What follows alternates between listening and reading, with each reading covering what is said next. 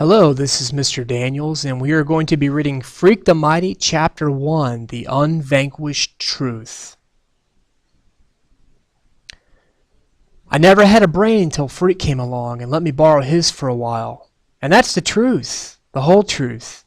The unvanquished truth is how Freak would say it, and for a long time it was him who did the talking. Except I had a way of saying things with my fists and my feet even before we became Freak the Mighty.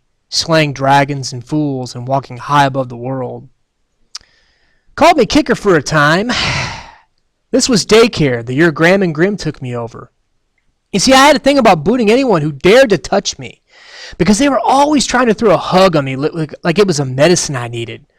Graham and Grim brushed their pointed little heads. They're my mother's people, her parents, and they figured, whoa, better put this little critter with the other little critters his own age. Maybe it will improve his temper. Yeah, right.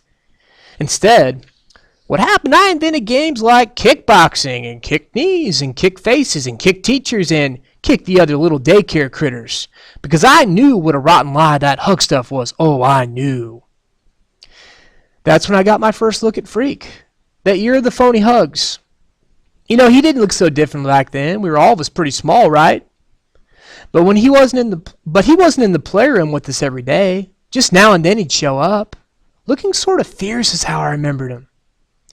Except, later it was Freak himself who taught me that remembering is a great invention of the mind, and if you try hard enough, you can remember anything, whether it really happened or not. So maybe he wasn't really all that fierce in daycare, except I'm pretty sure he did hit a kid with his crutch once. Whacked a little brat pretty good. And for some reason, little Kicker never got around to kicking little Freak. Maybe it was those crutches that kept me from lashing at him. Man, those crutches were cool. I wanted a pair for myself.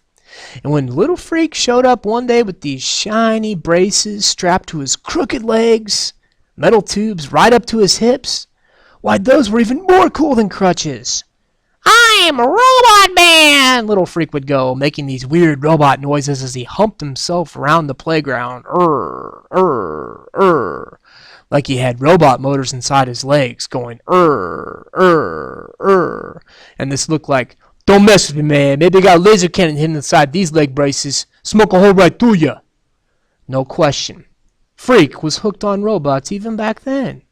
This little guy, 2 feet tall, and he already knew what he wanted. Then for a long time, I never saw Freak anymore. One day, he just never came back to daycare. And the next thing I remember, I'm like in 3rd grade or something, and I catch a glimpse of this little yellow-haired kid scowling at me from one of those cripple vans. Man, they were death ray eyes, and I think, hey, that's him, the robot boy. And it's like, whoa, because I'd forgotten all about him. Daycare was like a blank place in my head. Nobody had called me Kicker for a long time. Mad Max, they were calling me, or Max Factor, or this one butthead in LD class called me MaxiPad, till I persuaded him otherwise. Graham and Grim, they always called me Maxwell, though, which is supposed to be my real name. And sometimes, I hated that worst of all, Maxwell. Graham out in the kitchen one night after supper, whispering to Graham, had she noticed how much Maxwell was getting to look like him? Which is the way he always talked about my father, who had married his dear departed daughter and produced, eek, Maxwell. Grim never says my father's name, just him, like his name is too scary to say. It's more than just the way Maxwell resembles him, Grim says that night in the kitchen. The boy is like him. We'd better watch out. You never know what he might do while we're sleeping. Like his father did. And Graham right away, she shushes him and says, don't ever say that, because little pictures have big ears, which makes me run to the mirror to see if my big ears made me look like him. What a butthead, huh? Well, I was a butthead, because like I said, I never had a brain until Freak moved down the street. The summer right before 8th grade, right? That's the summer I grew so fast that Grim said we best let the boy go barefoot. His exploding out of his shoes. That barefoot summer, when I fell down a lot, and the weirdo robot boy with his white yellow hair and his weird fierce eyes moved into the duplex down the block with his beautiful brown-haired mom, the fair Guinevere. Now only a falling down goon would think that was a real name, right? Like I said. Hey, are you paying attention here? Because you don't even know yet how we got to be Freak the Mighty, which was pretty cool, even if I do say so myself.